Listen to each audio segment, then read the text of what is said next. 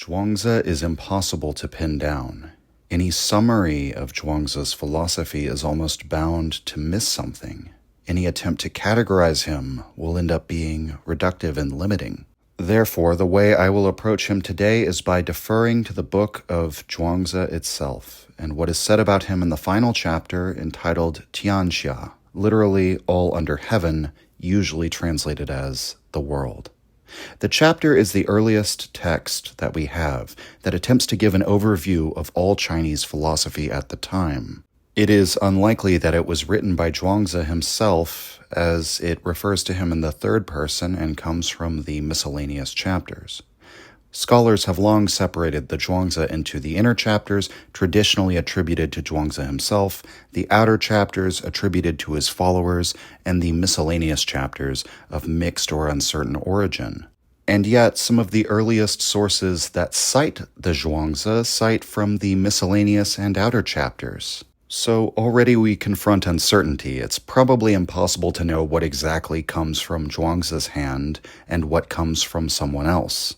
But that is fitting, for Zhuangzi is a philosopher of uncertainty. So, in the Tianxia chapter, the author says that Zhuangzi, quote, taught using strange and mysterious experiences, wild and extraordinary phrases, and terms which had no precise meaning. He taught what he believed, yet was never partisan, nor did he view things from just one perspective. He saw the whole world as lost in foolishness and thus incapable of understanding anything sensible. Therefore he used lodged words to offer a constant insight, weighty words to have a ring of truth, and flowing words to give greater depth. He came and went with the spirit of heaven and earth, but he never viewed all the forms of life as being beneath him. He did not dispute right and wrong, but dwelt alongside his generation and its ways. Some might consider his writings insignificant, for they are inoffensive and fluent. But though his words seem wandering and confused, in amongst the twists and turns there is more than might be expected, for there is much which is true and eternal. He travels with the creative above, and he makes friends with those below who view life and death as meaningless and who see neither beginning nor end. His vision of the origin is vast and penetrating, ever expanding and open-minded, unshackled by anything or anybody. It can be said that he is in accord with the author of the Tao and soars to the highest heights. Indeed, this is so, but he still continues to explore with us the changes and transformations that arise within all and him. His teachings have never been fully appreciated, as they are difficult and subtle." End quote. The foundational texts of Daoist philosophy are the Lao Tzu, or Tao Te Ching, and the Zhuangzi. In the previous episode on Chinese philosophy, I mentioned all the complications that come along with this categorization. Both of these figures are composite characters. Some have interpreted disagreements or incongruities between the approach of Zhuangzi and the approach of Lao Tzu. But even with this in mind, Lao Tzu must be understood as an influence on the thought of Zhuangzi, by far the most important influence. There are other influences as well, including the Yangist philosophy, the school of Yangju. Besides this, there is an influence from Confucius, and that Confucius is mentioned more often in the text than any other figure. Confucianism is, after all, the main target of criticism in the Zhuangzi. But it must be said that the Confucius who appears in this book is not always the object of ridicule. There are stories about him that completely retcon Confucius as a character. At times, Confucius appears as a moralistic fool. At others, he is an exemplar of carefreeness. At still other times, he is an overawed listener before the wiser Lao Tzu. At still other times, he might as well be a Daoist version of Confucius. In chapter 27, another one of the miscellaneous chapters, the Zhuangzi's method is made explicit. 3 types of words are designated. First is yuyan, literally lodged words, but usually translated as supposed or imputed words. Yuyan refers to words literally lodged into the mouth of another. Any time that we put forward an idea through a character, a historical figure, or even a fictional figure, we are conveying the idea through yuyan. Second is Chongyan, heavy words, sometimes translated as weighty or repeated words. Chongyan could be a type of Yuyan. There is an overlap, but something different is being indicated here. Chongyan is specifically when words are attributed to a respected figure, such as a sage or an emperor.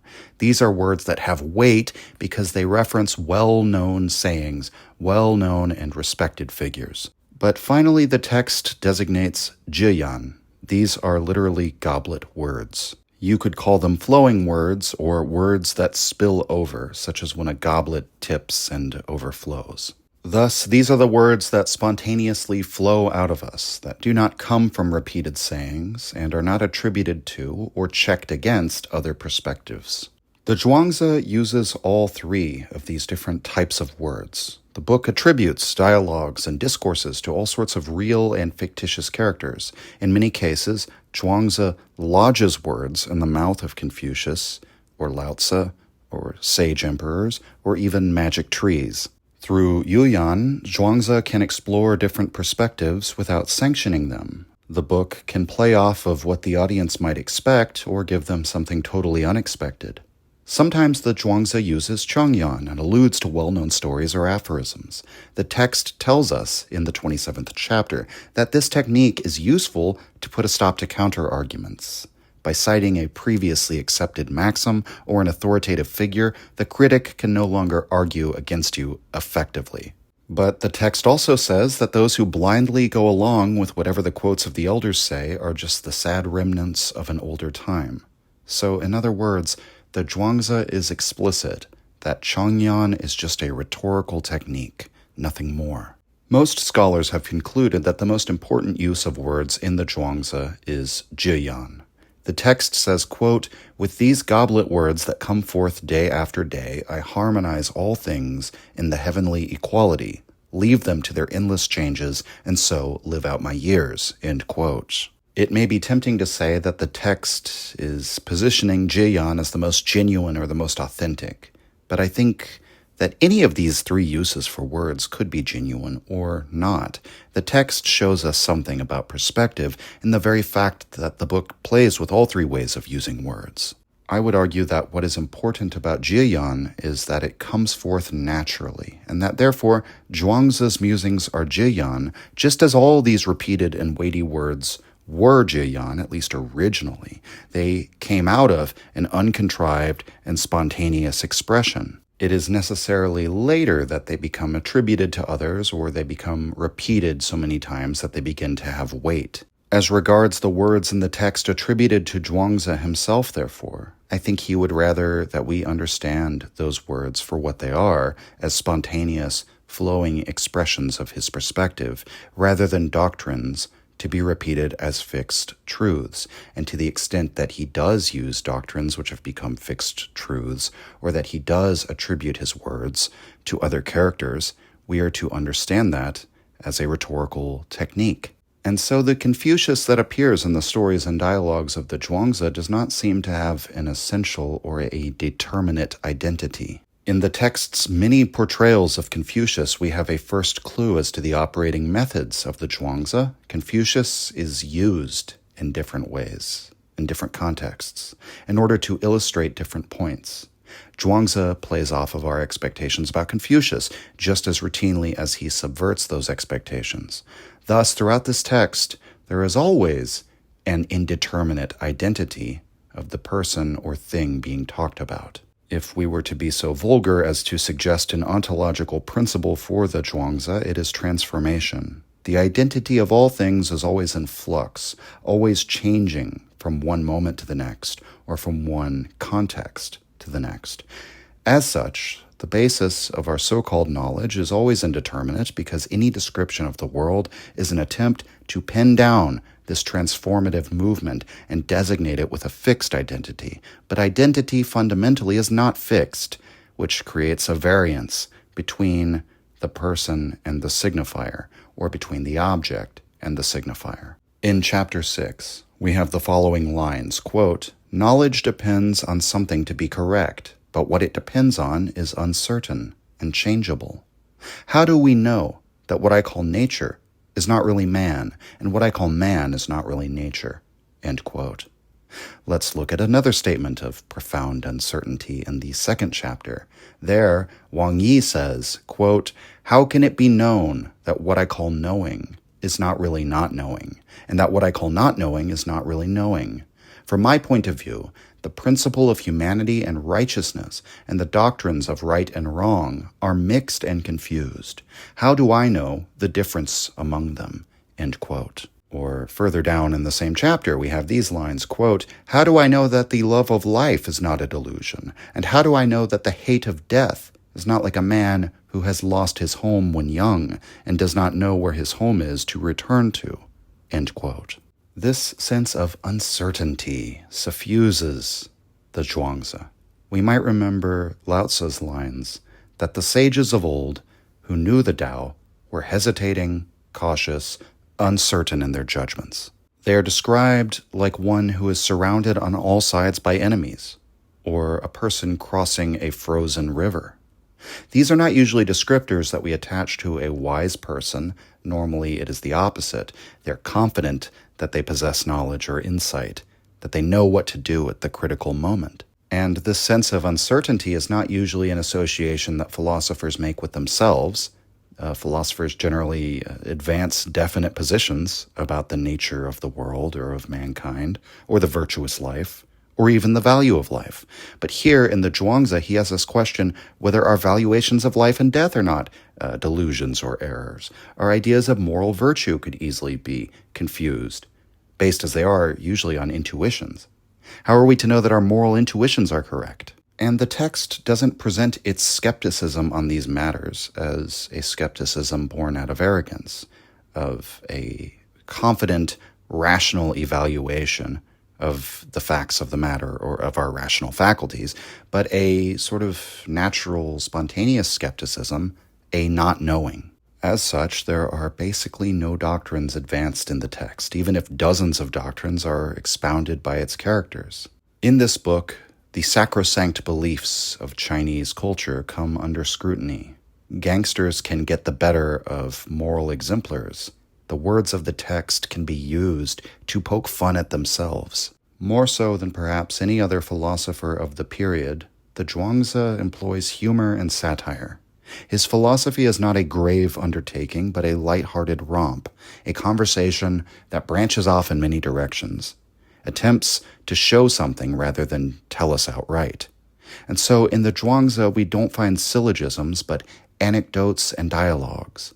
Zhuangzi teaches by telling stories about dreams, about talking animals and talking trees, river gods that are chided by ocean gods, encounters with shamanic figures, fantastical myths.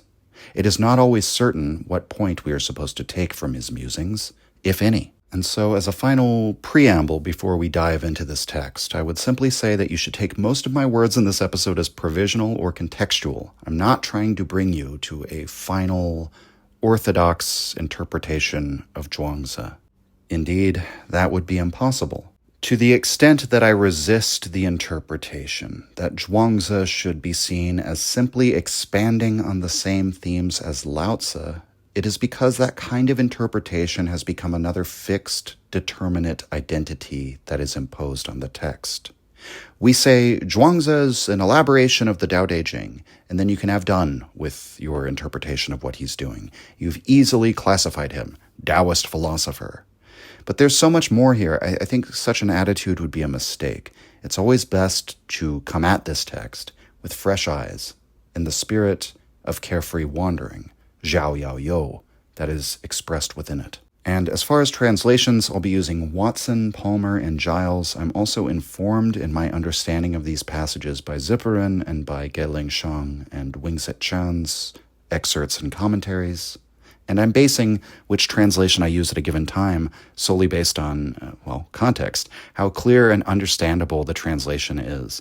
I know that many people don't like Palmer's translation, but oftentimes when I compared his translation to others, I found it to be the most readable and understandable. But the Zhuangzi is very hard to translate. It may actually be impossible to get a perfect translation that encapsulates everything going on in the text without losing something.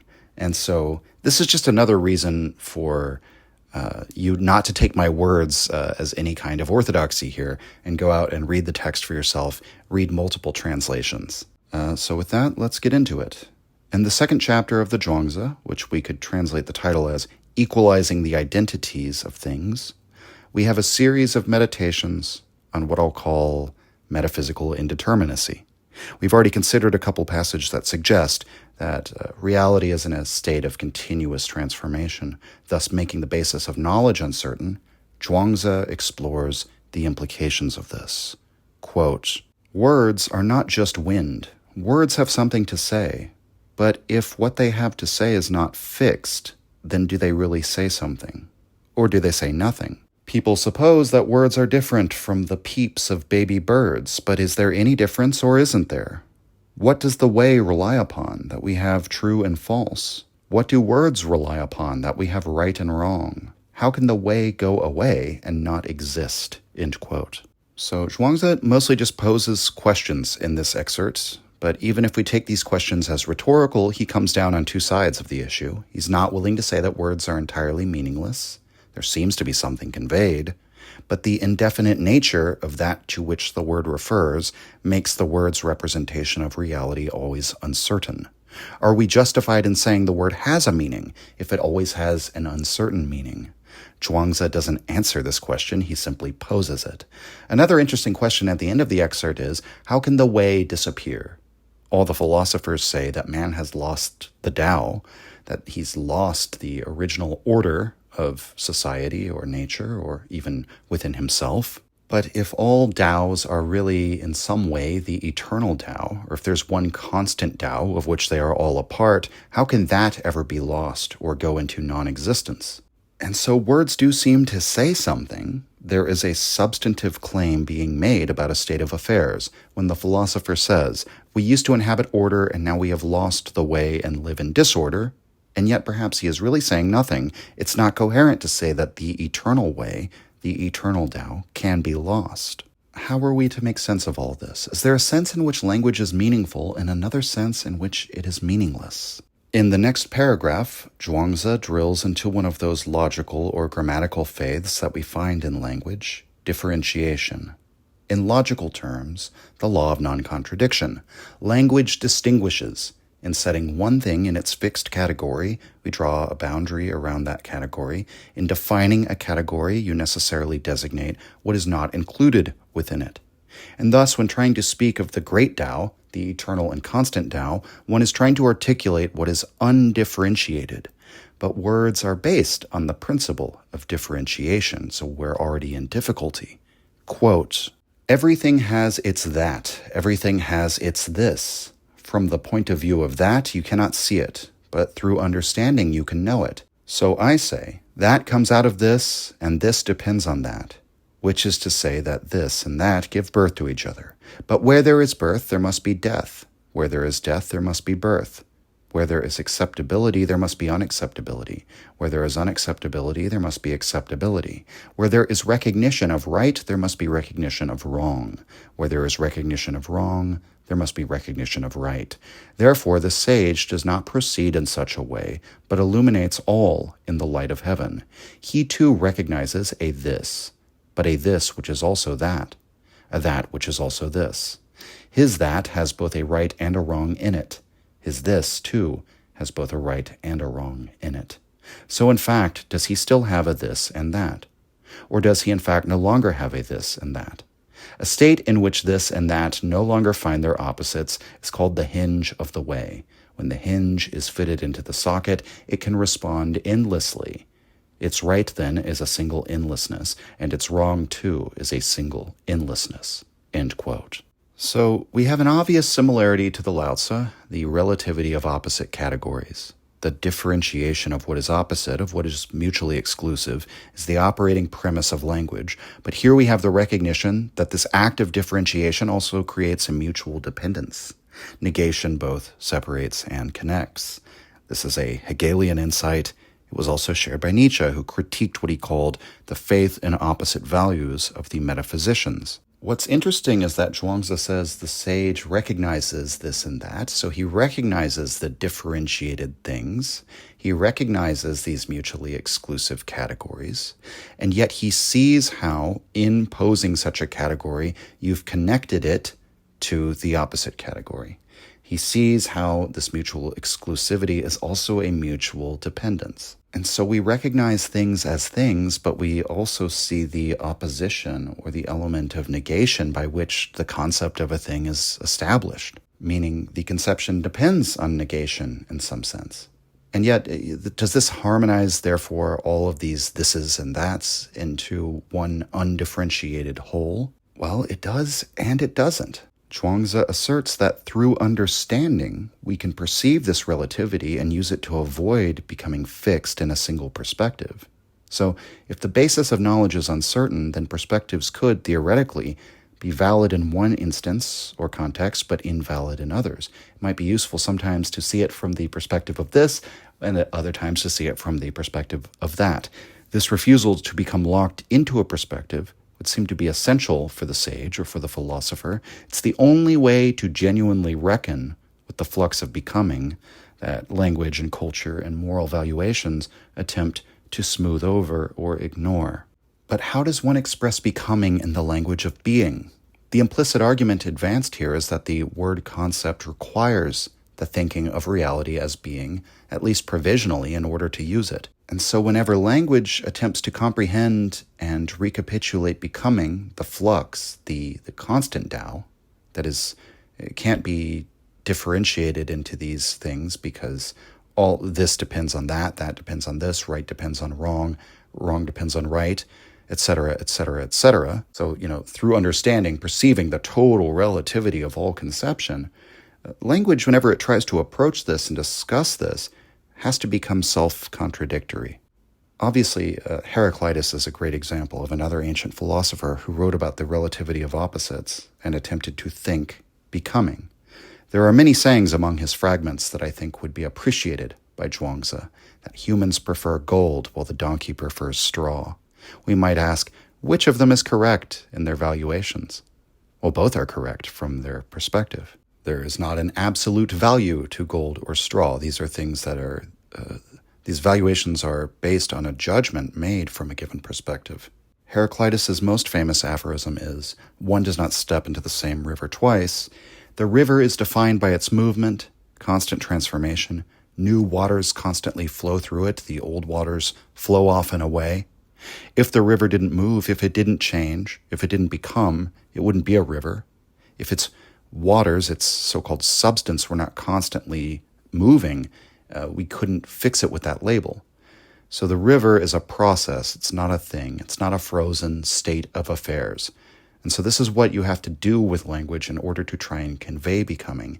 You still have to use the fixed category, but a fixed category that necessarily refers to what is unfixed, what is in flux. And this is kind of a sneaky way of getting around the being logic that is baked into language. Because normally we establish identity by permanence. It is because the thing, the object, or the self, the subject, persists that we say it exists. It is by virtue of its being distinguished from other things that the thing is named. Why does this happen? Why does language incline to describe the world in terms of being if the truth is becoming? Because this error of language is useful. This act of distinguishing and naming is necessary in order to make things useful. We can understand this process by observing how the Confucian moral regime works. Confucianism enumerated the virtues that signify the traits to be valued. It enumerated vices, which tell us which traits are to be avoided. We therefore form an image of the good person, the type of person that society wishes to cultivate and select for. We then make the distinction in this image between the moral man and the immoral man. We similarly make other distinctions between the wild animal and the domesticated animal, between the civilized man and the barbarian. And all these distinctions, there is an evaluation being made. It's not merely idle moralizing. Success or failure of the moral regime can mean life or death. So too, we study the factors and circumstances that lead to a good harvest or to a bad harvest. We plan our agriculture accordingly. The physician takes note of which conditions cause illness. He cautions people to avoid those conditions, to put themselves into conditions which foster health.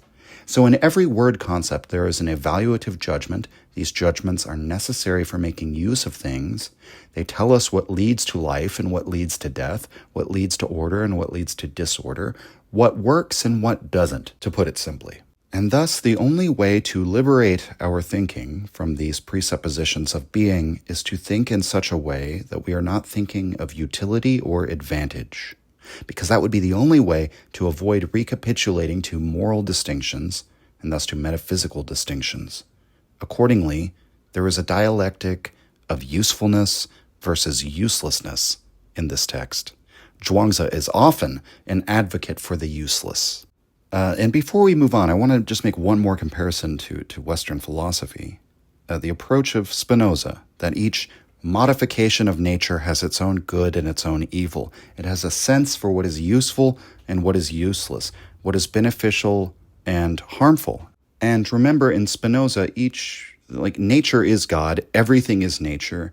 All the individual, differentiated, phenomenal things are modifications of nature. And from the perspectives of those modifications, a being could not or would not think in any other way. These aren't just arbitrary impositions. To quote Nietzsche, it's perfectly reasonable to expect that the little lambs will despise the predators who carry them off and call them evil, just as it's reasonable to expect that the predators will think it their obvious right and privilege to hunt down the little lambs. In other words, it's natural to form these evaluative judgments, which then establish dichotomies of mutual exclusion. But from the Spinozan perspective of the absolute, eternal God who's coterminous with all nature, there is no right and wrong, no good and evil, because nature ultimately has no preferences. Personal beings have preferences, they have wills, they have their good and evil, but God does not. Or rather, to the extent God has a will, according to Spinoza, it is impersonal. It's a matter of necessity. God's will is something more like natural or physical laws. They are the same everywhere and always, and not based on shifting preferences or whims. Let's return then to the Zhuangzi. Quote, "What is acceptable we call acceptable. What is unacceptable we call unacceptable. A road is made by people walking on it. Things are so because they are called so. What makes them so? Making them so makes them so. What makes them not so? Making them not so makes them not so. Things all must have that which is so. Things all must have that which is acceptable. There is nothing that is not so, nothing that is not acceptable. For this reason, whether you point to a little stalk or a great pillar, a leper or the beautiful shi, things ribald and shady or things grotesque and strange, the way makes them all into one. Their dividedness is their completeness. Their completeness is their impairment. No thing is either complete or impaired, but all are made into one again. Only the man of far-reaching vision knows how to make them into one, so he has no use for categories, but relegates all to the constant." End quote. And so, man is the measure of all things. We are what make things acceptable or unacceptable, and we make them so by calling them that. We establish differences by giving names. To make all of these mutually exclusive things, quote-unquote, one again, is to see all of their Taos, their ways of living or being, as part of this constant Tao, or expressions of it. The sage, however, has no use for categories. So even that sort of way of that, if we turn that into a schema for understanding things, it will lead us astray. But I think you can sort of see that beyond any sort of fixed categories, there's a real point being made here. If we continue further in the text, we find this passage, and I warn you, I have mixed the translations here. I'm mostly using Palmer's. There's one phrase at the very end where I prefer Giles. Quote, "The men of old understood a great deal. In the beginning, they did not know that anything existed. This is virtually perfect knowledge, for nothing can be added. Later, they knew that some things existed, but they did not distinguish between them. Next came those who distinguished between things, but did not judge things as being or not being. It was when judgments were made that the Tao was damaged, and because the Tao was damaged, individual bias arose, end quote. Okay, so once again, we have this narrative of a lost harmony. The Tao was damaged, which, by the way, Zhuangzi has already implicitly criticized that idea. So once again, I mean, this is provisional language. It's in this context, he's saying things like that to try and reveal or gesture towards something. But in this case, the harmony existed insofar as no one originally knew that anything existed. If I might risk an interpretation into the language of Western philosophy, they had their sensations, their perceptions, but no conceptual attachment to those perceptions. They didn't establish things as things. Then, once they did begin to establish the existence of things, fixed categories, at first they don't distinguish between the things. So there's not yet the sense of mutual exclusivity. Finally, we get distinctions, but not yet the fundamental distinction of being and not being. So they make conceptual distinctions, but perhaps without an underlying metaphysical doctrine or commitment. And then once we begin to speak in the language of being, individual bias arises. In other words, each perspective begins to conceptualize the entire world according to its own evaluative judgments. This falsifies what is originally an indefinite, constantly transforming reality into 10,000 definite fixed quantities, each with their own sense of what is good and bad. And that's how man loses the way. It's at the end of this second chapter where we have Zhuangzi's most famous aphorism, the dream of being a butterfly. And to summarize, Zhuangzi says, "Once upon a time I had a dream that I was a butterfly, caring not for anything else than what a butterfly cares for, experiencing life as a butterfly, through its perspective, through its judgments. Then I awoke, and now I'm not certain whether I was a man dreaming I was a butterfly, or whether I am a butterfly now dreaming that I'm Zhuangzi." There have been literally a million commentaries on this aphorism, but it's worth considering, however briefly, in context of where it appears. At the end of these discourses about equalizing the identities of things, seeing the relativity of opposites, the provisional nature of all words and phrases, the fact that this differentiation of the world is driven by perspectival judgments, Zhuangzi then gives us this anecdote. And it's a story about completely shifting one's perspective, moving from one perspective to another, experiencing the world as that other form of life would experience the world. And notice it's even a non-human form of life. So if we recall the humanism of Confucius and the sole focus on the human world, Zhuangzi is shifting perspectives into the animal world, which he will do repeatedly throughout the text. Confucius was also not interested in evil spiritual beings or the supernatural. He never spoke of these things. Zhuangzi loves to speak of these things. And he concludes with a question rather than a conclusion in the butterfly passage, essentially a question about which is the true perspective that I've experienced.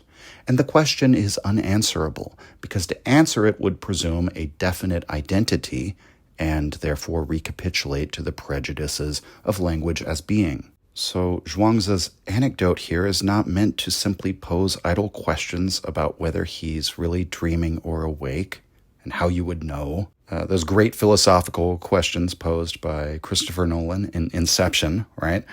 No, I think his concern is with the indeterminacy of identity, and thus the indeterminacy of everything that we base on identity. Every stalwart truth we think is held up by the law of identity, every distinction which we think is established by the law of non-contradiction, every value judgment that we take to be absolute when it is in fact relative. Now, as mentioned, we certainly have a narrative that we have lost the Tao, even if Zhuangzi raises the prospect that such a statement's meaning is indeterminate. But in general, as regards the guiding question of Chinese philosophy, where is the Tao, or where is the way, Zhuangzi does indeed present a rather similar account as Lao Tzu. The cause of our current disorder in Zhuangzi's account of things, just as Lao Tzu's, is the Confucian moralization of the world of man. In a way, we could say this moral regime is what establishes the world of man. The very fact that Confucius articulates humanity as the general virtue upon which all virtues are based is an act of differentiating humanity from the rest of nature.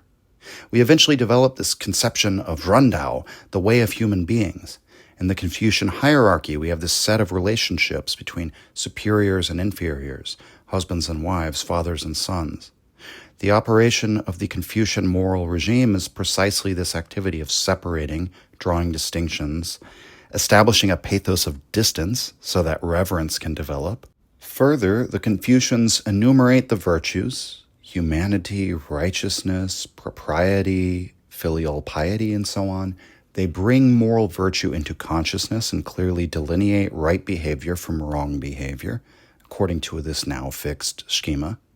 And the Confucians claim, above all, that the sage emperors of the past were perfect paragons of this understanding of moral virtue. And because of this, the empire was orderly, and human life within it was harmonious, each person in his correct place, serving his correct function, diligently obeying the commands from above him on the hierarchy. But there is something at stake here which is not merely social, but existential. And I'm definitely following the interpretation of Hans-Georg Müller on this.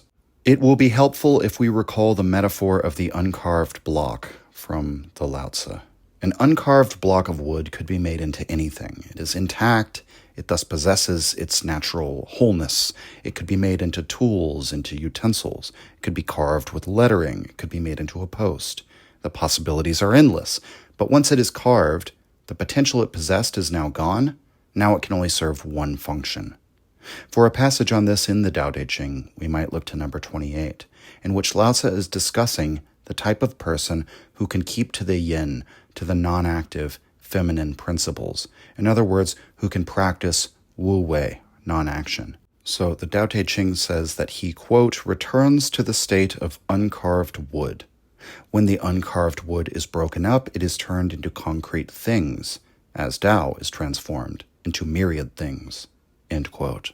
So we have this analogy from the oneness of the eternal Tao, this constant unchanging process that cannot be described by reference to any limited definite thing, because all of those descriptions involve a contradiction or a statement of differentiation, which means exclusion, right? So you can only use the kinds of metaphors to get at the Tao because it contains everything. It's undifferentiated.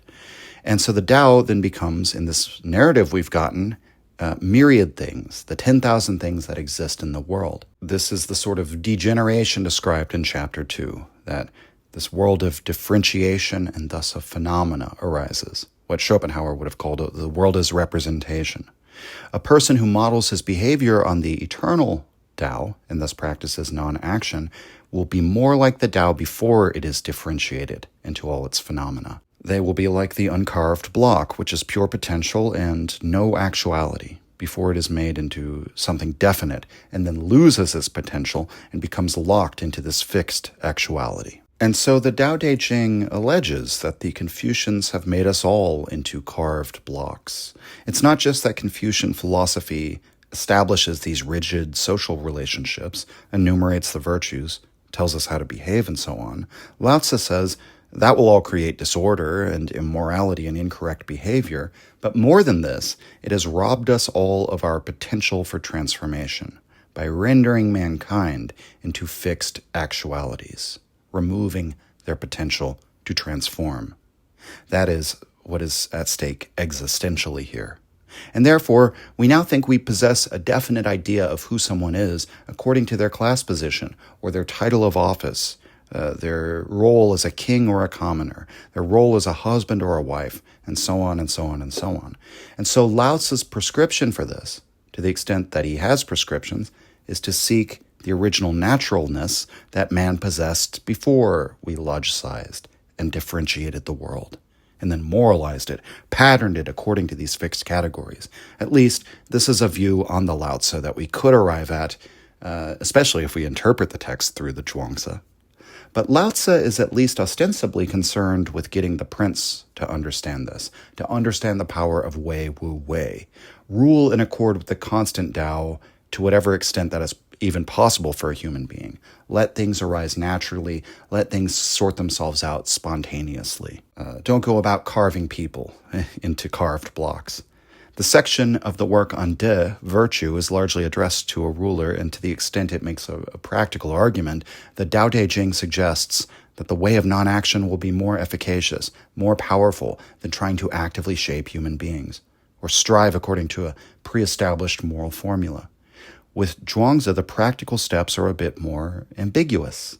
Again, there's a lot of overlap, and this theme does exist in the Lao Tzu to some extent, but there is more of a sense, in my view, in the Zhuangzi, that mankind has already been carved, or the world has already been ordered, and that it would be a fool's errand to try and undo that order, just as it would be a fool's errand to somehow uncarve the block. Or perhaps another way to look at it is that oftentimes the stories in the Zhuangzi center around the theme of simply not participating. Perhaps the better analogy is that Zhuangzi provides a field manual for not letting your own block be carved. Perhaps you can't do anything about the state of society generally, but you could keep to your own original natural wholeness. You could preserve that to whatever extent possible. Throughout the Zhuangzi, there is this repeated metaphor, therefore, of the useless tree. This metaphor appears in the first chapter. It later gets its own chapter, and it also appears in other variations, such as the useless person. So let's take a look at some of these passages. This is from chapter 4. Quote, Carpenter Shi went to Qi, and when he got to Chu Yuan, he saw an oak standing by the village shrine. It was broad enough to shelter several thousand oxen and measured 100 spans around, towering above the hills. The lowest branches were 80 feet from the ground, and a dozen or so of them could have been made into boats. There were so many sightseers that this place looked like a fair, but the carpenter didn't even glance around and went on his way without stopping. His apprentice stood staring for a long time, and then ran after Carpenter Shi and said, Since I first took up my axe and followed you, Master, I have never seen timber as beautiful as this. But you don't even bother to look, and go right on without stopping. Why is that? Forget it, say no more, said the carpenter. It's a worthless tree. Make boats out of it and they'd sink. Make coffins and they'd rot in no time. Make vessels and they'd break at once. Use it for doors and it would sweat sap like pine. Use it for posts and the worms would eat them up. It's not a timber tree. There's nothing it can be used for. That's how it got to be that old. After Carpenter Shi had returned home, the oak tree appeared to him in a dream and said, What are you comparing me with? Are you comparing me with those useful trees? The cherry apple, the pear, the orange, the citron, the rest of those fructiferous trees and shrubs. As soon as their fruit is ripe, they are torn apart and subjected to abuse. Their big limbs are broken off. Their little limbs are yanked around. Their utility makes life miserable for them, and so they don't get to finish out the years heaven gave them, but are cut off in mid-journey. They bring it on themselves, the pulling and tearing of the common mob, and it's the same way with all other things. As for me, I've been trying for a long time to be of no use, and though I almost died, I finally got it. This is of great use to me. If I had been of some use, would I ever have grown this large? Moreover, you and I are both of us things. What's the point of this? Things condemning things? You, a worthless man about to die, how do you know I'm a worthless tree? When Carpenter Shi woke up, he reported his dream. His apprentice said, If it's so intent on being of no use, what's it doing there at the village shrine? Shh, say no more. It's only resting there. If we carp and criticize, it will merely conclude that we don't understand it. Even if it weren't at the shrine, do you suppose it would be cut down? It protects itself in a different way from ordinary things. If you try to judge it by conventional standards, you'll be way off. End quote. So when Carpenter Shi first encounters the tree, he makes a professional judgment. The tree is useless. That's the only explanation for how it got to be this old. Now, we might ask, what is the Zhuangzi inviting us to think about this judgment? Isn't the carpenter correct? Well, the tree chastises him in the dream. Not because the carpenter is incorrect in his description, but because he has an undue certainty in his own evaluative judgments about what is good or bad or useful or useless, we might say. We necessarily judge that what is useful to us is good, and what is not useful or what is harmful is bad. But the tree points out that being useless is perhaps the most useful thing for its own existence. All those trees that carpenters like him find useful are not allowed to live out the full years given to them by heaven. But then the tree goes a level deeper and he says, who are you, a thing, a phenomenon, to compare the values of things, of other phenomena? We might say that carpenter Xi knows the values of things in reference to himself and his profession and his perspective, but at the end of the day, he too is a thing that will be evaluated by other things in the world in reference to their goals and their perspectives and their needs. And so we're always going about making claims about how useful or useless an inanimate thing is, or how good or bad it is. What if the inanimate thing could turn the tables and make its own evaluations about us? These are the kinds of scenes we get in the Zhuangzi, and it's why I love this book so much. We can analogize from the useless tree to a certain strategy for preserving oneself, or even thriving in the world of humans. And these analogies are found in the stories of apparently useless people who turn that uselessness to their advantage. Shortly after this story with Carpenter Xi, in the same chapter, we have the story of crippled Shu. Quote, "There's crippled Shu, chin stuck down to his navel, shoulders up above his head, pigtail pointing at the sky, his 5 organs on the top, his 2 thighs pressing his ribs. By sewing and washing, he gets enough to fill his mouth. By handling a winnow and sifting out the good grain, he makes enough to feed 10 people. When the authorities call out the troops, he stands in the crowd waving goodbye. When they get up a big work party, they pass him over because he's a chronic invalid. And when they are doling out grain to the ailing, he gets 3 big measures and 10 bundles of firewood. With a crippled body, he's still able to look after himself and finish out the years heaven gave him. How much better, then, if he had crippled virtue?" End quote. So, a very subversive story in a way, because, again, the sort of ordering of society that Chinese culture is based around sort of looks, again, at every person fulfilling their function, their role, being in their place, therefore making everyone useful, making everyone an instrument of the whole, of the commonwealth, social good. And yet, once again, it might be the most useful thing for you to be useless to that commonwealth. It's also, being an invalid is normally something everyone would say is bad. No one wants to be an invalid. And yet, this passage points out the advantages of this. When the government comes and says, we need a militia, we're raising troops, you're not going to get drafted. When they come out to dole out to the needy, you're going to get a larger portion than everyone else. So this is quite literally how one could utilize their own uselessness. Which again, it's another contradiction in terms, even though, in context, it's perfectly sensible to speak this way. And the passage, I think, it's rather straightforward, except for perhaps the end, where Zhuangzi says, it would be better if he had crippled virtue, or how much better would it be? And that might require some explanation, but I think we can take this remark as directed at the Confucian understanding of virtue. It can be to your advantage to have a reduced capacity for physical labor. It could similarly be to your advantage to have a reduced capacity for moralizing, for making these evaluative perspectival judgments. Because after all, it is that active moralistic approach to ordering society that puts everyone into that state of unease by putting them all to use. Now, let's look at another scene. This chapter is entitled The Mountain Tree. Quote, "Zhuangzi was walking in the mountains when he saw a huge tree, its branches and leaves thick and lush. A woodcutter paused by its side, but made no move to cut it down.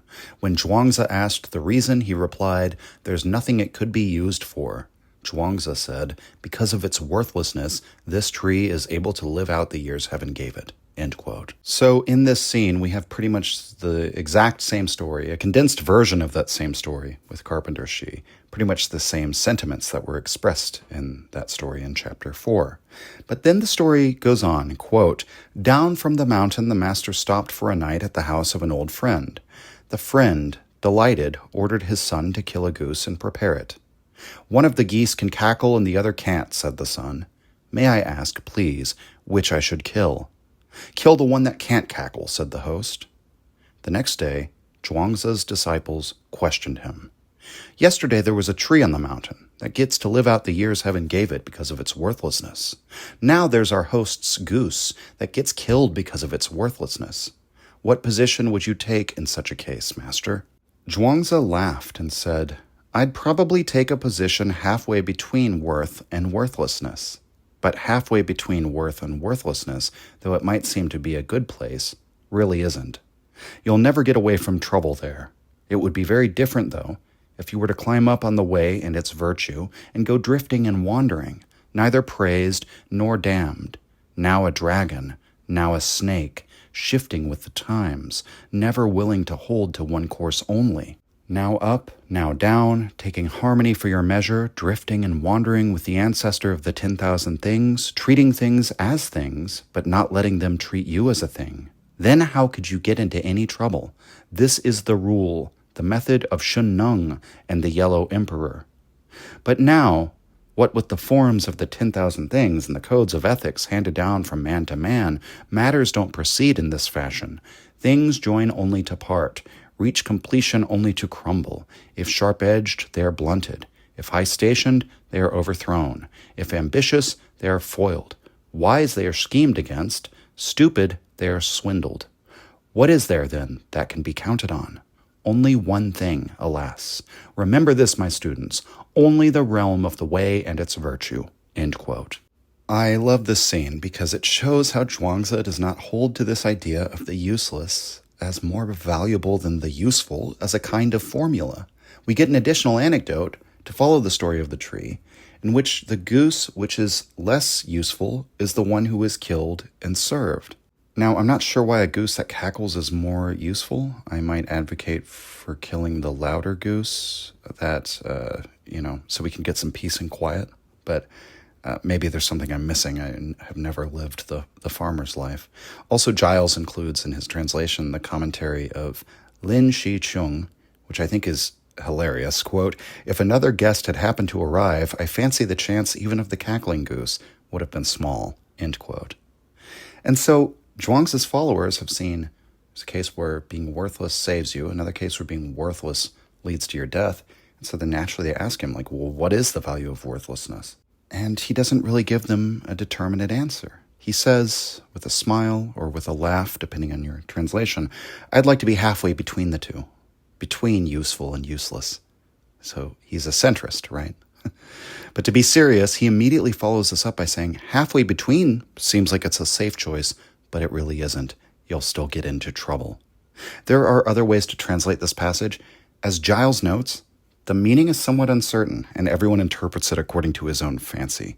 So I will just do my best here. The sense that I get from the passage is that Zhuangzi is simply being honest, that his preference is to remain somewhere in the middle, but this will not solve all of your problems. That can't be counted on either. Coming down on one side or the other cannot be counted on as a fixed formula.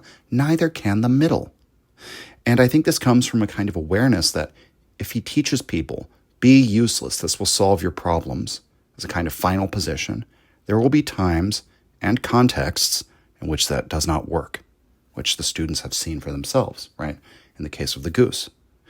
And perhaps times where it might be, therefore, inadvisable to make yourself useless. So when he says halfway between, I think he wishes to have the capacity for both, and cautions us at the same time that even that will not necessarily preserve us, because nothing will necessarily preserve us. And therefore, where does his thought immediately go after this? He begins describing images of transformation once again. Go drifting and wandering. Be a dragon here. Be a snake there. Shift with the times. Don't hold to one course. Be indeterminate. And so he says the only thing that can be counted on is the way and its virtue, Dao and De. You can't count on the safety of being useless any more than the courageous can be assured that they'll preserve their own lives through their courage. You have to be willing to change according to the circumstances. Don't hold on to any individual role or way of doing things. And I think this really gets at the heart of the Zhuangzi. There's this theme throughout the text of seeing what is worthwhile about being worthless, what is useful about being useless, what is valuable about being valueless. But this teaching could produce disciples who then try and make this into an orthodox position, something certain to rely on. And Zhuangzi responds by making everything less certain. All he can do is give his own method of keeping to the middle, but he says that's probably not the best thing. The only thing you can really do is be indeterminate, be willing to shift. Adjust your identity according to the needs of the moment. Let's look at one final passage involving useless trees. This is chapter 1. Zhuangzi is talking to his friend and rival philosopher, Huizi. Quote, Huizi spoke to Zhuangzi, saying, I have a big tree, which people call useless. Its trunk is so knotted no carpenter could work on it, while its branches are too twisted to use a square or compass upon. So although it is close to the road, no carpenter would look at it. Now, sir, your words are like this, too big and no use, therefore everyone ignores them. Zhuangzi said, Sir, have you never seen a wild cat or weasel? It lies there, crouching and waiting. East and west it leaps out, not afraid of going high or low, until it is caught in a trap and dies in a net. Yet again there is the yak, vast like a cloud in heaven. It is big, but cannot use this fact to catch rats. Now you, sir, have a large tree, but you don't know how to use it. So why not plant it in the middle of nowhere, where you can go to wander, or fall asleep under its shade? No axe under heaven will attack it, nor shorten its days, for something which is useless will never be disturbed. End quote. So here it's actually a little bit different. That's interesting. This is the first use of the useless tree. But the useless tree is actually invoked by Huizi as a metaphor for the words of Zhuangzi. So we have this another image of a big tree. It could provide bountiful timber if it were not so gnarled and strangely shaped. Zhuangzi, too, expresses big ideas, albeit in a strange way, along twisted and varied paths. And as such, no one can use his words, because he leads us to no determinate place. Because his words are of no use, they can be safely ignored. Now, Zhuangzi's response is addressed to the metaphor rather than the attack on his philosophy, which is already kind of interesting. And he gives counterexamples. However big the yak may be, his lack of agility means his size can't be used to make him an effective predator. And I think we can set aside whether the yak wants to be a predator or not. The point being made is about the animal's size as an unusable quality for a given task. The wildcat does have agility, right? But it doesn't have the size and strength of a yak, meaning that in comparison with a trap or a net laid by human beings, its agility is of no use. So one way to put it might be, the weasel or the wildcat can catch rats, but it can't escape from a net. It's not big or strong enough to escape. And the yak can't catch rats, but you couldn't trap it in a net that you could use to catch a weasel. So his examples are creatures with certain qualities that nevertheless can't be used in certain circumstances. And Zhuangzi does not say this, but you could easily add that this doesn't make the size of the yak useless overall, nor does it make the agility of the weasel useless overall. It means that they can use their qualities in certain circumstances. In others, they might actually be detriments.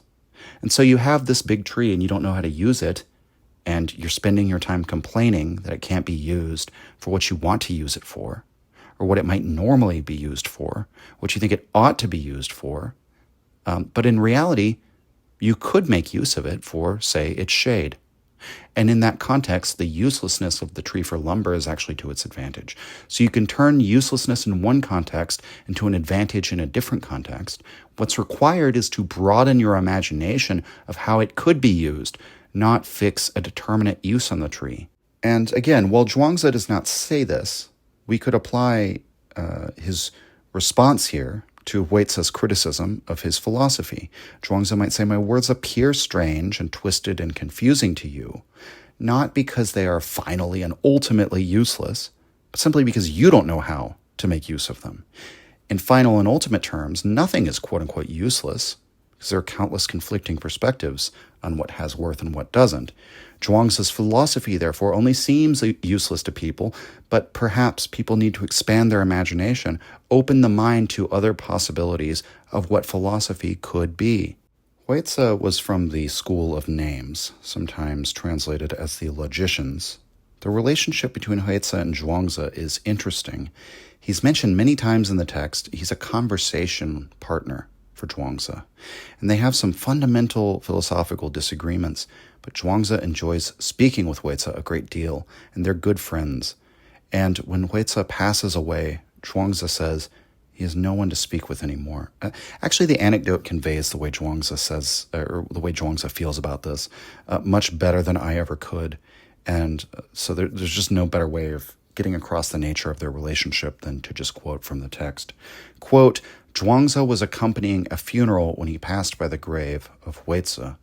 Turning to his attendants, he said, there was once a plasterer who, if he got a speck of mud on the tip of his nose, no thicker than a fly's wing, would get his friend, Carpenter Shi, to slice it off for him. Carpenter Shi, whirling his hatchet with a noise like the wind, would accept the assignment and proceed to slice, removing every bit of mud without injury to the nose, while the plasterer just stood there completely unperturbed. Lord Yuan of Sung, hearing of this feat, summoned Carpenter Shi and said, could you try performing it for me? But Carpenter Shi replied, it's true that I was once able to slice like that, but the material I worked on has been dead these many years. Since you died, Master Hui, I have had no material to work on. There's no one I can talk to anymore. End quote. And I've had friends like that in my life. I mean, not ones who have died yet, but someone that you sort of like play off of in conversation, or that you might even have fundamental disagreements with them, or maybe even very esoteric or nuanced disagreements, but you know their way of seeing the world. It's like becomes useful to say or to ask yourself, what would so-and-so, what would my friend say to this, right? And there are some people that, it's like they would be irreplaceable if I couldn't talk to them anymore. And so anyway, the reason why their friendly rivalry is so fascinating to me is that Huizi, at least ostensibly, would seem to agree with Zhuangzi on many things. Huizi argued that the absolute relativity of whatever is designated by names indicates an underlying oneness to everything. So in other words, the fact that all distinctions created by language or by conceptual thought end up depending on that contrast they create, it reveals the apparent mutual exclusivity of opposites as fundamentally false. And so relative terms like big or small, they can't possibly hold any real meaning because they have no absolute meaning, only a relative meaning. So outside of our limited perspectives, the terms become meaningless, and thus Huizi believed that behind all such relative judgments, there was a monism. Now, as I said, that position seems very similar, but there's a really important difference because Zhuangzi doesn't actually say that words, all of these categories are meaningless. He asks, do they have meaning or do they not? They seem to have meaning. They also seem to have an indeterminate meaning. So are they really saying something? He says the sage will use this or that. He will use the normal signifiers in the appropriate contexts while recognizing their contingency or dependency. And I would also say Zhuangzi cannot really hold to a position of the oneness of so-called like fundamental reality or something. That's another fixed determination about it. Zhuangzi's position is not so much that we should try to hold to some abstracted view of reality as one, because after all, we're human beings. We do have our perspectives. We have our likes and dislikes, our goods and bads. His approach is better understood through the idea of fluidity of perspective. Use the usual designations and evaluations according to the circumstance, even according to one's profession or the demands of the time, and recognize that from your perspective, in a given context, the words do mean something. They convey your evaluative judgments, but Zhuangzi does not hold on to any of them as fixed and absolute truths. He's willing to adopt perspectives without self-identifying with them. That's a very different prospect from trying to peer behind the relativism of names and things and see the oneness. Rather, Zhuangzi adopts the method of transformation while still willing to use names as names and things as things.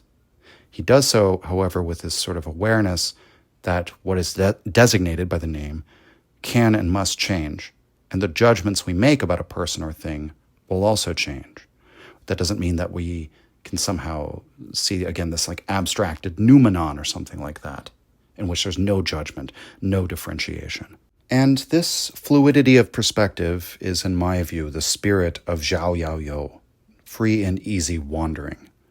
Willingness to see different uses for things in different circumstances, understanding the basis of knowledge as changing, not clinging onto a given identity for yourself or for others. Freedom from being fixed into place with a sort of moral designation.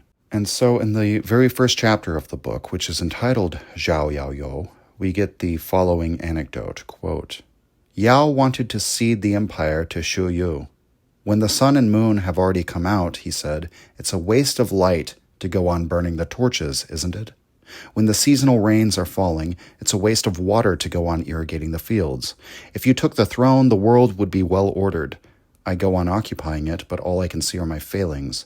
I beg to turn the world over to you. Zhu Yu said, You govern the world, and the world is already well governed. Now if I take your place, will I be doing it for a name? But name is only the guest of reality. Will I be doing it so I can play the part of a guest? When the tailor bird builds her nest in the deep wood, she uses no more than one branch. When the mole drinks at the river, he takes no more than a bellyful. Go home and forget the matter, my lord. I have no use for the rulership of the world.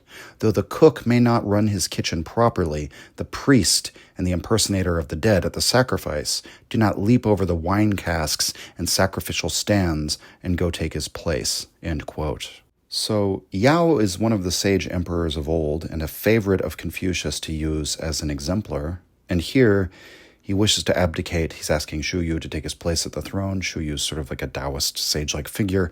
And he tells him no, and the way he does so is very interesting. He says if he takes up the name of being called king, the name is only the guest of reality. There are a lot of metaphors in Chinese writing concerning guest and host, and like the Zen dialogues never tire of this. They're always arguing as to who the guest is and who the host is in a given exchange. But in this context, reality is the host, names are merely guests of it.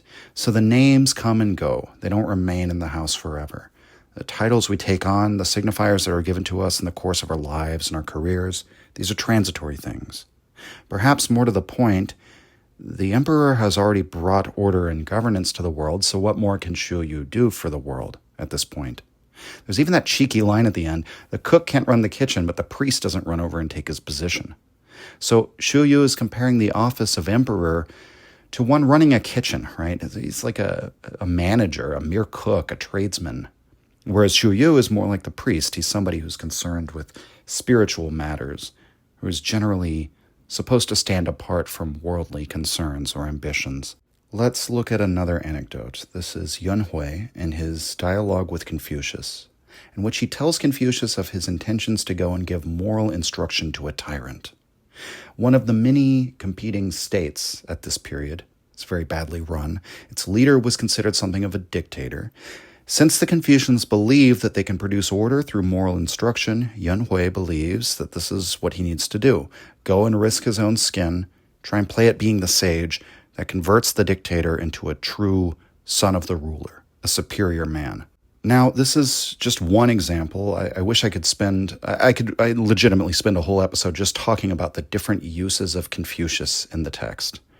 One of the other stories, for example, is Confucius's confrontation with robber Chi, where sort of the gangster excoriates Confucius for disordering the world, for establishing an order that is just as much what might we say, like an order of exploitation or domination as the activities of a bandit like himself. It concludes with him saying, why doesn't the world call you bandit Confucius instead of, excoriating me?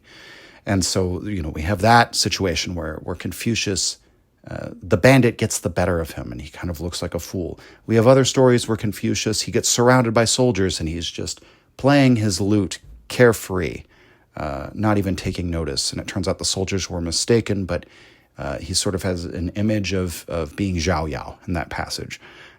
We have other passages where Confucius is sort of going and learning from Lao Tzu. I've sort of mentioned a lot of these stories at the beginning of the episode. But this is one of the ways. This is yet another portrayal of Confucius here.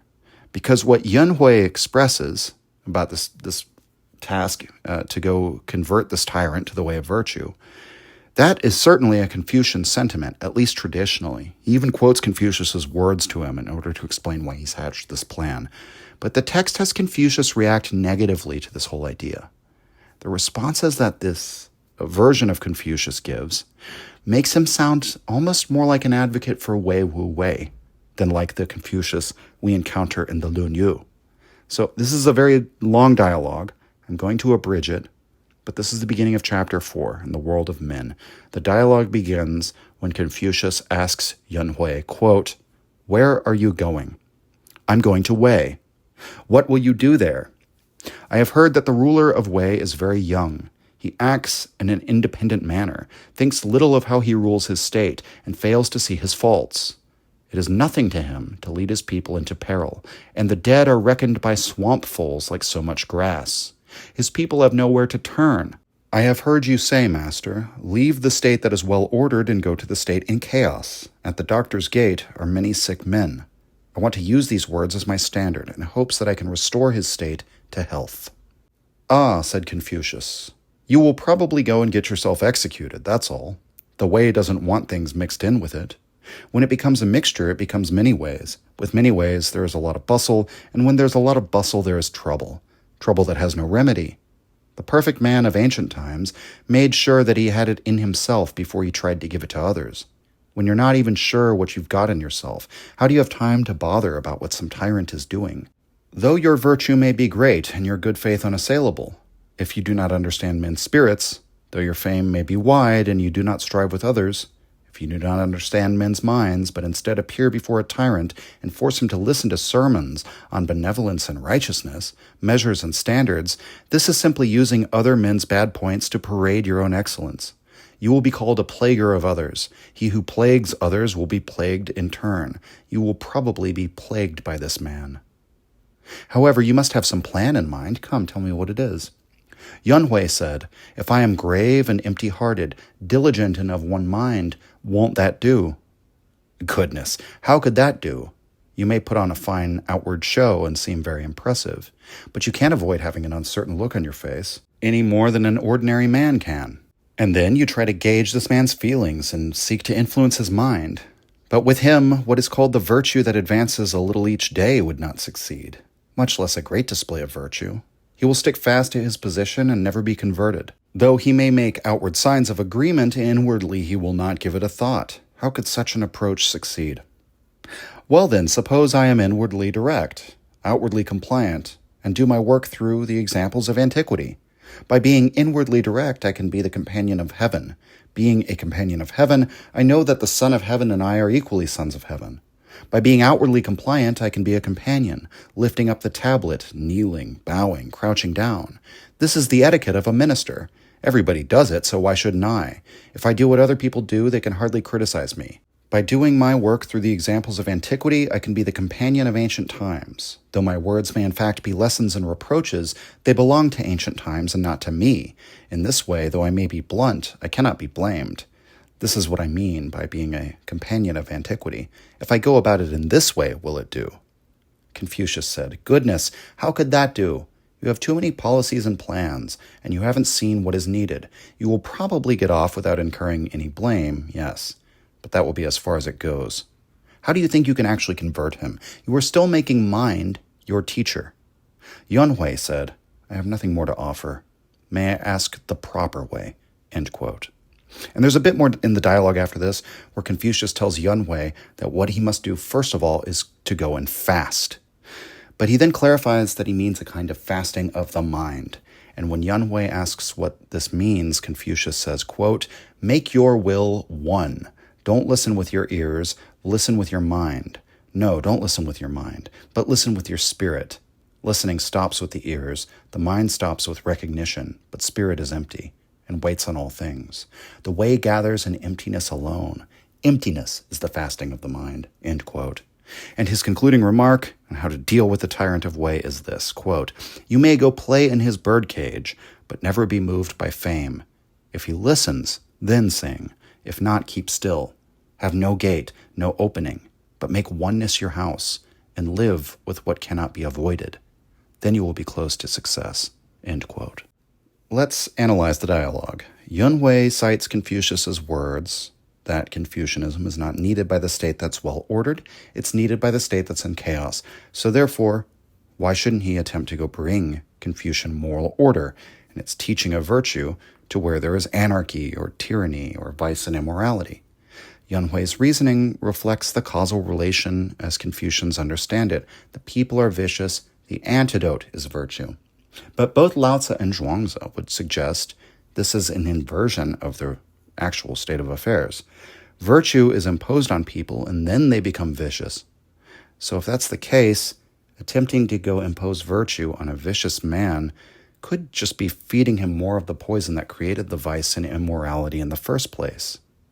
So when Yunhui comes to Confucius with his plan, Confucius doesn't tell him, yes, that's a noble thing to do. He doesn't echo the sentiments of Mencius that you ought to love virtue more than life and hate immorality more than death. He says, it's a bad idea. You'll probably be executed. You just described a leader with absolute power who can't see his own faults. So he's not self-reflective. He doesn't have a sense for right and wrong. He doesn't even care about the lives of his own people. He leads them to their deaths with impunity and without conscience. You're now going to go and lecture him? You're going to go now tell him about his failings? What do you think is going to happen to you? And Yunhui says, okay, well, I'll be empty and open-hearted and direct. And that should be enough. I'll present the dictator with the image of the perfect sage. I'll appear as the man who is selfless, doesn't care for merit and fame. Well, Confucius says this man doesn't even care, he doesn't understand or practice ordinary virtue. He doesn't even increase his virtue incrementally day by day, taking the small steps. You want to go show him the perfection of virtue. You want him to take a great leap to what the perfect man is like before he can even master everyday virtue. So that's the problem with that approach. So Yunhui adjusts his plan. Maybe I'll go in with the good virtuous intentions of changing him, but outwardly I'll just appear to be another minister. I'll bow and scrape. No one can, I'll just appear like all of them, so no one can criticize me for that. But deep down, I'll have this deceptive intention of trying to manipulate him. I'll present my criticisms of him through historical precedent. I'll cite the words and parables of the ancients, so they won't be my own words. So he's saying, I'll use Chongyuan, right? And Confucius says this won't work either. If you take this approach, maybe you won't be executed, but he's not going to change. He's not going to listen to you. And he concludes this rebuke by saying the problem is that Yunhui is making mind his teacher. So you have to make your mind empty. You have all these plans you want to enact, but if you really want to do good in the world, you actually have to become empty, right? So you can't just appear as the sage. You actually have to be the sage.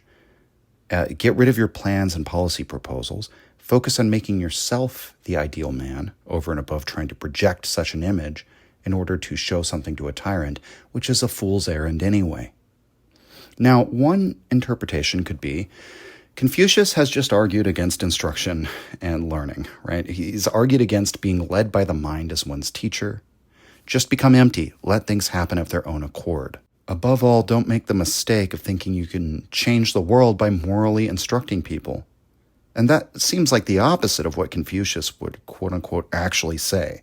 Confucius in this passage is saying, don't put any stock in the efficacy of teaching virtue as a way to bring order to the disordered.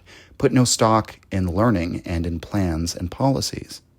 In the end, he advocates for Yunhui to do something akin to practicing meditation instead of trying to become an influential minister. But the historical Confucius was said to have attempted to do just that. He traveled around to the various disordered kingdoms to try and instruct them in Confucian virtue. So again, it seems like the opposite of what the actual Confucius would have said. But again, the text is always indeterminate, right? Because another interpretation could be that Confucius is saying, you can't simply appear to be a sage because you're not. You have to actually be a sage in order to have this virtuous effect on others. So focus on cultivating your own virtue first in order to sincerely and genuinely become the sage.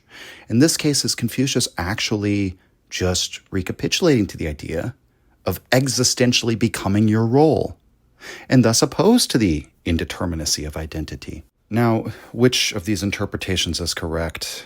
The answer is, I am uncertain. What is clear to me is that the Confucius in this passage is neither the Confucius of the Lonyu nor simply a mouthpiece for the ideology of Zhuangzi.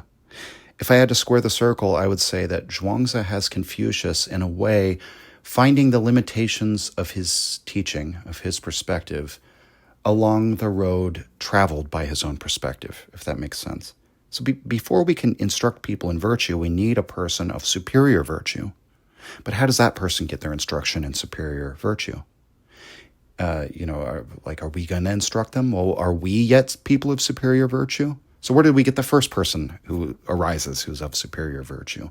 If we trace things back to the beginning, we'd have to say that virtue has to, in some way, arise spontaneously or grow naturally or come from the non-virtuous, something like that. So how could such a thing be taught? The only thing to do would seem to be clear the ground, make the self empty so that a virtue can arise out of non-virtue. Action can arise out of non-action. And so that is the sense in which the Confucius here, his conclusion definitely seems like he is advocating for a course of wei wu wei. Another theme in this passage that is repeated throughout the Zhuangzi is the theme of rejecting or not seeking political office. As we discussed in the previous episode, in Chinese philosophy, there are all these questions about seeking office. Zhuangzi's position on this is that it is pretty much always a mistake. In this passage with Yuanhui and Confucius, the claim is that one will bring ruin on oneself, or you'll just be generally ineffective. You're going to waste your time after having risked your life, because it's always dangerous to place yourself close to a tyrant. And you're very, very unlikely, unless you're a perfect sage, to have any effect on the affairs of state. But let's look at a few other passages where Zhuangzi uses different metaphors to convey sort of like the deeper existential problem with holding office, and thereby taking on a title, a position that defines who you are, that carves your block, so to speak. This is chapter 17 on the autumnal floods. Quote, Zhuangzi was one day fishing in the Bu River when the king of Chu dispatched 2 senior officials to visit him with a message. The message said, I would like to trouble you to administer my lands. Zhuangzi kept a firm grip on the fishing rod and said, I hear that in Chu there is a sacred tortoise which died 3,000 years ago. The king keeps this tortoise's shell in his ancestral temple, wrapped and enclosed. Tell me, would this tortoise have wanted to die and leave his shell to be venerated, or would he rather have lived and continue to crawl about in the mud? The 2 officials said it would rather have lived and continued to crawl about in the mud. Zhuangzi said, Shove off then. I will continue to crawl about in the mud. End quote. Fairly self-explanatory, other than there's like one cultural detail, if you're wondering about like sacred tortoises. They were used for divination. So that means that this turtle 3,000 years ago was caught and killed, and its shell was used for oracular magic. Now, regardless of how long ago it was that the turtle lived and died, Zhuangzi simply asks, wouldn't it have just preferred to continue to be a tortoise and not have been killed for the purposes of oracular magic, right? Even if it's venerated later. And the officials don't even try to argue with him. Obviously, it would have. Let's look at chapter 32. Quote, Someone offered Zhuangzi a court post. Zhuangzi answered the messenger, Sir, have you ever seen a sacrificial ox? It is dressed in fine garments and fed on fresh grass and beans. However, when it is led into the great temple, even though it most earnestly might wish to be a simple calf again, it's now impossible. End quote. So thinking of the uncarved block, we have 2 more metaphors for kind of the same thing, but the image I think is even better because in both cases we have a living animal that is used for some function in the human world, even killed for that function. Particularly with the sacrificial ox, we also have, Zhuangzi at the end invokes the image of youth. He wishes to be a calf again, frolicking and carefree. So the ultimate image of potential, a living, youthful organism that has its whole life ahead of it. Decking the beast out with honors and fine garments might seem like we're in some way rewarding the animal, but ultimately, he would prefer to remain natural. So we take the potential of life and youth, which could do anything, become anything, transform into anything, and fix it into a set function, which in the process kills it. The living tortoise is dead, but we have its shell, right? We by becoming the oracular role we wish for it to play, its existence becomes static, and by this token it dies. By becoming the sacrificial offering, the ox serves a function, but it's also led to the slaughter. The instrumentalization of human beings, that is to make them into instruments of society, make them serve a designated function, fix the categories of right and wrong, and regulate their behavior accordingly, is quite literally to kill human potential. And so the way that Zhuangzi advocates is a way of freedom. But we have to understand what freedom means in this context. The tension here is between flux and fixity, between the natural flow of transformation that characterizes life, that's what it means to be alive, and the names and designations we give to things, which try to box them in and kill them by making them a known quantity. We do this with human beings just as we do with objects. Zhuangzi thus resists the attempt to turn him or anyone else into such a known quantity. His Tao is the way of abdication. It's a refusal to participate. He could be described as an individualist, but that isn't because he has, like some dogmatic idea about the value of the individual over and above the collective. Those who have been following the arguments closely will note that Zhuangzi has rejected any fixed idea of the self. And actually, there's a great passage on this at the beginning of chapter 2. It's very sort of lyrical and poetic, but it's one of my favorite passages about like the multiplicity of the self, the emptiness of the idea of the concept of the self. And then just unfortunately, there wasn't enough time in this episode to get into that. Maybe I'll talk about it in the future. But more to the point, Zhuangzi can't advocate for self-centeredness or an individualism based on the value of the individual subject. Rather, it's an individualism that appears as a consequence of this non-participation. Zhuangzi is entirely unconcerned with creating Daoist rulers for all of the reasons we've discussed. At worst, it's likely to lead to more disorder. At best, it simply won't work. And finally, trying to do this would force you into a designated role as the ruler or the ruler's instructor, the administrator of his lands, in every case destroying the indeterminacy, which is your potential. Go your own way, not because you are infallible, because the self is supremely valuable or whatever, but because there's simply no state of perfect harmony that can be reached. There's no ideal set of social relations that can be engineered. Even if we were to attempt to do so through the virtues of non-action, it would be a mistake to think that even this constitutes a foolproof formula for ordering society. This is where I think the influence from the Yangists comes through most strongly. The most infamous saying of Yangshu is the one that he was excoriated for by Mencius, that if he could save the entire world by plucking a single hair from his head, he would not do it. So extreme self-centeredness, extreme individualism, a complete lack of care for the fate of, indeed, the entire human race, and a refusal to sacrifice even the smallest, most insignificant part of his body for the sake of others. Many contemporaries were horrified with Yangshu for saying this, just as many would be today. But underneath the shocking statements of Yangshu, I would suggest that there is a similar operating logic. There is nothing you can do to quote-unquote fix the world.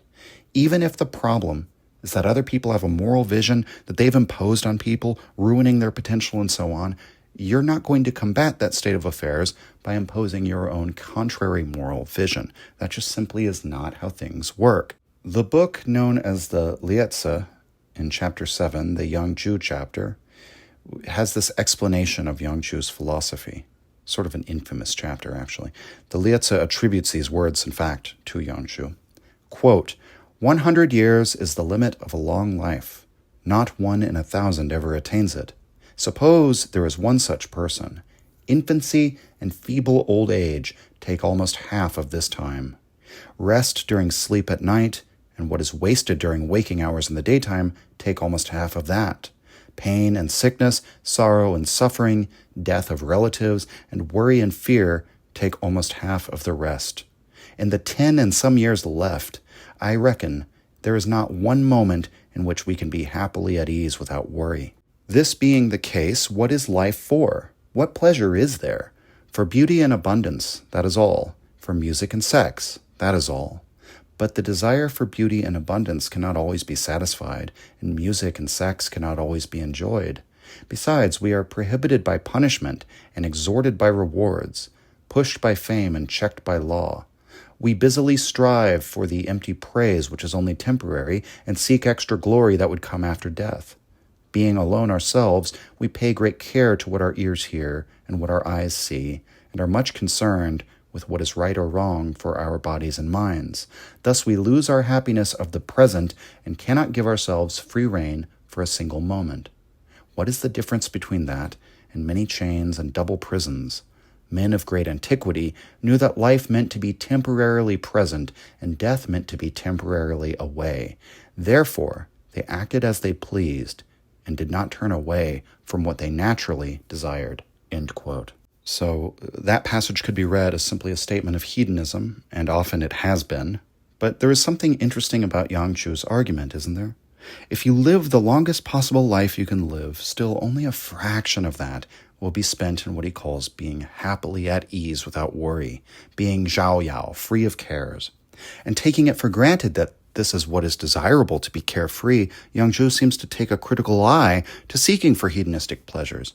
He says, what pleasure is there? I mean, there's beauty, music, sex, food, money, power, fame, and so on. And yet, how much of our time do we have to spend striving after these things? And meanwhile, we're hemmed in by punishments and rewards as we seek them. We're exhorted by reputation. We're limited by laws and rules. Within all of those limitations, in order to enjoy any of these pleasurable experiences, we have to apply ourselves. We have to work hard and stress ourselves out in the course of that striving.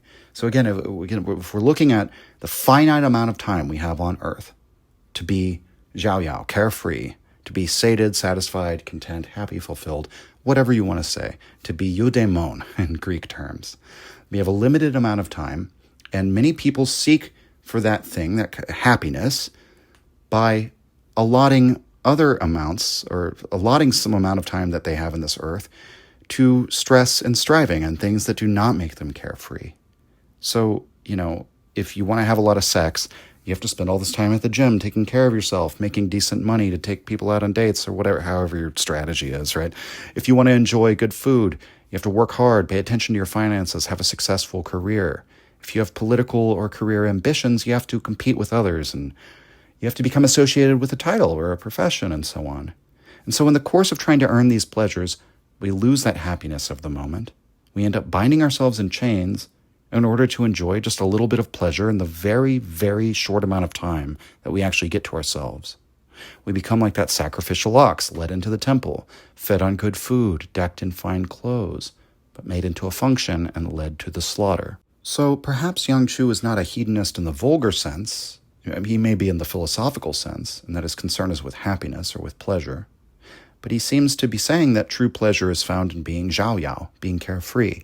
By seeking base sensory pleasures, we can easily lose that state of mind in striving for more and more and more of them. And once again in this chapter, we have the conceit that the great men of ancient times knew this.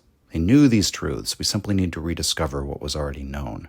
They knew the shortness of life, that we are guests in the house of nature. They acted as they pleased, therefore. Followed what they naturally desire. And he goes on to say further in the passage, they didn't care about seeking fame. They didn't care about offices and titles. They didn't strive to be right. They didn't condemn what was wrong. He says they simply enjoyed whatever gave pleasure to their bodies and did so without ruining that carefree pleasure by striving for more and more. They lived perhaps with the simple kind of happiness that the animals have. The animals don't hatch plans to create moral regimes or improve their species through instruction. They just do their thing and they're happy. That, I think, is more of the sense of the Yang Chu chapter in my interpretation, rather than like base hedonism. So in light of this, let's look to the Zhuangzi again. This is chapter 18, Perfect Happiness. Here I think we will notice many parallels. And again, I'm abridging wherever appropriate. Quote, "Is it possible anywhere in this whole wide world to have perfect happiness or not? Is there a way to keep yourself alive or not? Now what can be done and what is to be trusted? What should be avoided and what adhered to? What should be pursued and what abandoned? Where is happiness and where is evil? What the whole world values is riches, position, long life, and fame. What brings happiness is good times for oneself, fine food, beautiful clothes, lovely sights, and sweet music. What is despised is poverty, meanness, untimely death, and a bad reputation. What is considered sour is a lifestyle which gives the self no rest, a mouth which never has fine foods, a body without good clothes, eyes that never rest upon lovely views, an ear that never hears sweet music. Those who cannot get these things become greatly agitated and fearful. This is a foolish way to treat the body. Those who are wealthy weary themselves, dashing around working, getting more and more riches beyond what they need. The body is treated, therefore, as just an external thing. Those in positions of power spend day and night plotting and pondering what to do. People live their lives constantly surrounded by anxiety. Courageous men are seen by everyone under heaven as worthy, but this doesn't preserve them from death. I am not sure I know whether this is sensible or not. Possibly it is, but it does nothing towards saving them. Possibly it is not, but it does save other people. Now, when ordinary people try to find happiness, I'm not sure whether the happiness found is really happiness or not. I study what ordinary people do to find happiness, what they struggle for, rushing about apparently unable to stop. They say they are happy, but I am not happy and I am not unhappy either. Ultimately, do they have happiness or not? I regard actionless action as worthy of being called happiness, though the ordinary people regard it as a great burden. The whole world is incapable of judging either right or wrong, but it is certain that actionless action can judge both right and wrong. Perfect happiness is keeping yourself alive, and only actionless action can have this effect." End quote. So, echoing the previous chapter about the mountain tree, the only thing that can be counted on is the way and its virtue, to preserve you. And in a way, that's kind of a funny or paradoxical statement, right? Because within that understanding of the great Tao, the constant Tao, well, what is its character as we've described it? Transformation and change. So it doesn't seem to preserve anything. So the only way to be preserved is ironically not to cling to yourself and your identity. And once again, we have this profound uncertainty expressed here. It's one of the reasons why producing an orthodox interpretation of the Zhuangzi is impossible. He is not even exactly sure of what he is arguing. He's willing to say, for example, the courageous life. Everyone says this is worthy, but is it? I don't know. Here are the pros and cons, but I can't decide. I'm unsure. Let's take note of the structure of the passage, particularly the beginning. Here's what people say they value. Here's what constitutes what people call happiness. Here's what people say they despise. Here's what they call an unhappy life. And in articulating this, Zhuangzi makes many of the same points that would later be included in the Lietze's Yangzhu chapter. Life is short, people busy themselves trying to get things, particularly fame, ranks, and titles, but also hedonic pleasures that come with these things, and they ruin their carefreeness. And so Zhuangzi is prompted to ask, is what people call happiness actually happiness or not? Well, to really know this, you'd have to see through their eyes, experience the world as they experience it. And for myself, I'm neither happy nor unhappy. So all I can really do is study what they try to do to get happiness. So if we study what they try to do to get happiness, we find that they sacrifice their carefreeness in the name of the search for happiness, which they coincidentally define by this same carefreeness. So we spend all this effort to differentiate ourselves from the animals, from nature, to improve our lives, to make society efficient, to make it function, thus alienating ourselves from the natural carefreeness of the animals, and yet our goal is always to be happy and carefree as the animals are. And to the extent that Zhuangzi risks a reevaluation of happiness, he says that for him it's actionless action, wei wu wei. And there's something funny here, therefore, which I think speaks to the difference between Lao Tzu and Zhuangzi. If Lao Tzu is addressing himself to the same question as Confucius, where is the way to order or harmony, he simply points in a different direction, a different way. But Zhuangzi seems to be addressing himself to a different question, perhaps even the question of the so-called hedonist Yangzhu. Where's the way to happiness? Not in the simple sense of pleasure, but in the sense of carefreeness. And that could be a very different question from inquiring about the way to order. The ordering of society and pleasure or happiness or carefreeness, these could be mutually exclusive. The ordering of society could easily destroy carefreeness in the name of order. Or we might say that people capitulate to that order because of the very seeking of pleasure, right? The thing that they call happiness.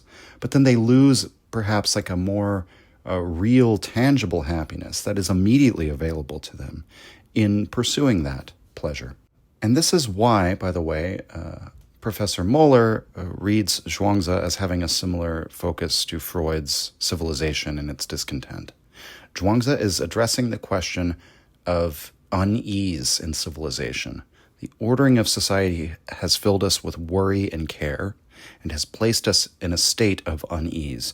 Zhuangzi's philosophy does not actually seem concerned with reordering civilization, but perhaps we might say restoring us on an individual level to the sense of ease that has been ruined by civilization.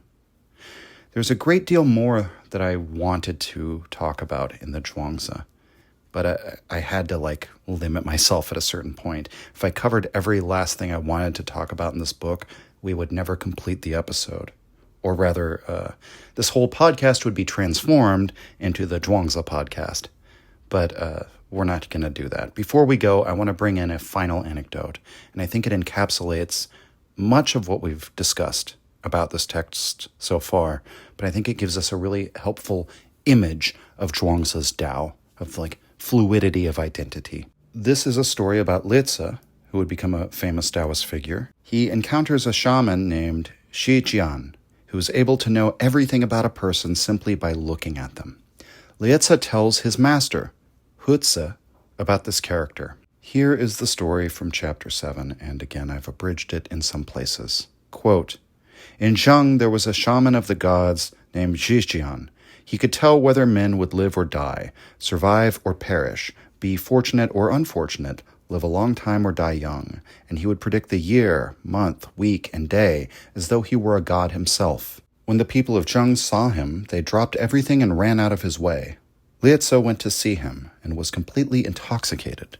Returning, he said to Huzi, I used to think, master, that your way was perfect, but now I see there is something even higher. Huzi said, I have already showed you all the outward forms, but I haven't yet showed you the substance. And do you really think you have mastered this way of mine? Try bringing your shaman along next time and letting him get a look at me. The next day, Lizi brought the shaman to see Huzi. When they had left the room, the shaman said, I'm so sorry. Your master is dying. There's no life left in him. He won't last the week. I saw something very strange, something like wet ashes. Lizi went back into the room, weeping and drenching the collar of his robe with tears, and reported this to Huzi. Huzi said, just now I appeared to him as earth, still and silent, nothing moving, nothing standing up. He probably saw in me the workings of virtue closed off. Try bringing him around again. The next day, the two came to see Huzi again, and when they had left the room, the shaman said to Lizi, it was certainly lucky that your master met me. He's going to get better. He has all the signs of life. I could see the stirring of what had been closed off. Lizi went in and reported this to Huzi. Huzi said, just now I appeared to him as heaven, without fame and fortune on my mind. What I am wells up in me naturally. He saw in me the full and natural workings of life. Try bringing him again. The next day the two came to see Huzi again, and when they had left the room, the shaman said to Lizi, your master is never the same. I have no way to physiognomize him. If he will try to steady himself, then I will come and examine him again. Lizi went in and reported this to Huzi. Huzi said, just now I appeared to him as the great void where all is equalized. He probably saw in me the harmony of my inner forces. Where the swirling waves gather, there is a whirlpool. Where the still waters gather, there is a whirlpool. Where the running waters gather, there is a whirlpool. There are 9 types of whirlpool, and I have showed him 3. Try bringing him again. The next day, the two came to see Huzi again. But before the shaman had even come to a halt before Huzi, his wits left him and he fled. Run after him, said Huzi, but though Lizi ran after him, he could not catch up. Returning, he reported to Huzi, he's vanished, he's disappeared, I couldn't catch up with him. Huzi said, just now I appeared to him as that which has not emerged from its source. I came at him empty, wriggling and turning, not knowing anything about who or what, now dipping and bending, now flowing in waves. That's why he ran away. After this, Lizi concluded that he had never really begun to learn anything. He went home, and for 3 years did not go out. He replaced his wife at the stove, fed the pigs as though he were feeding people, and showed no preferences in the things he did. He got rid of the carving and polishing and returned to plainness, letting his body stand alone like a clod. In the midst of entanglement, he remained sealed, and in this oneness, he ended his life. End quote. By implication, Lizi is enlightened by this incident, we might say, using clumsy Western words. I say that because this story reminds me of the Zen tales in which a figure will have a realization that changes their entire outlook on life. The story says Lizi achieved oneness and held on to it for the rest of his days. So what was the experience that gave him this great realization, this great insight? Xiaoyaoyou, the salmon, is a type of magician known as a physiognomist. He practices the art of reading faces, as other diviners might read, say, tea leaves or cast hexagrams while guided by the I Ching. And the working premise of such a magical art would have to be that there's something about the outward appearance of the person, something written on their face, that reveals their inner content. More than that, if someone could read this inner content, they would have a sense for that person's destiny, their fate. They could tell what good things or bad things are going to happen to a given individual based on their physiognomy. Then we have Huzi, a great Daoist master, the master of a great Daoist master, Liezi. So how much more impressive must he be than Liezi? How is it that Huzi is able to defeat the shaman's technique of physiognomizing? He's able to make himself appear differently. Every time he encounters him, he's able to show him something different. He does this by making his face fit a different pattern every time, whether that pattern is earth, heaven, the great void, total indeterminacy itself. Thus, the shaman's ability to read a definite fate from the outward appearance completely fails, because Huzi is able to follow different patterns, show different faces, effectively be different people. And it is this experience with someone who can change his appearance at will, effectively remake himself, that Liezi has a realization that I've really learned nothing. I mentioned earlier that this story gives us an indication of how we can understand Zhuangzi's Tao. We can perceive it in the exploits of Huzi in this story. It's a Tao of changing identity according to one's needs. Rather than being existentially shaped and molded by the social and moral regime, one adopts the roles that one has to play as an appearance. One cultivates the ability to put on a different face in different circumstances. One gains the ability, therefore, to wander carefree through many different identities, perhaps even many different destinies. Perhaps one even learns how to show the appearance of indeterminacy itself, an empty appearance without a sense for who or what. But even that's not a fixed or final self behind, quote-unquote, the outward appearance. We have to remember that's just another pattern that Huzi shows to the shaman. It's perhaps the most horrifying to the shaman because it undermines his entire worldview, which assigns these fixed destinies to people. But one does not abandon identity in favor of indeterminacy, for whatever that might mean. Rather, every identity is taken on for its provisional use and discarded at the appropriate time. And the greatest master is the one who can do this with total ease. And that is probably the best we can really do at encapsulating Zhuangzi's way. His Tao is xiaoyaoyou, carefree wandering. And what that means is the freedom from fixed identity. This is not fleeing from the identities that we have to adopt, but throwing ourselves into them completely and at the same time without attachment. Shang summarizes the attitude of Zhuangzi in his book, quote, "Xiaoyaoyou thus does not encourage any intention to leave or escape from actual life in this world. On the contrary, it affirms life, this life in this world, without denial or rejection. This ultimate affirmation, which has characterized Zhuangzi's special religiosity, is precisely the secret of xiaoyaoyou, from which derives all Zhuangzi's work of deconstructing common sense knowledge and conventional beliefs." End quote. And that concludes our analysis of Zhuangzi, xiaoyaoyou as life affirmation. Does that remind you of anyone? When we return next time, we're going to talk about Zhuangzi again, but this time through the lens of Shang and his work of comparative philosophy, in which he draws parallels between Zhuangzi and Nietzsche. So I'm very excited for that one. Until that time, make yourself indeterminate. Live carefree. Amor Fati, signing off. If you enjoyed the Nietzsche podcast or found it helpful, you can visit us and support the show at patreon.com/untimely-reflections. The link is in the description. Or just share the show with any of your friends that you think might enjoy it or on social media. Thank you for your support.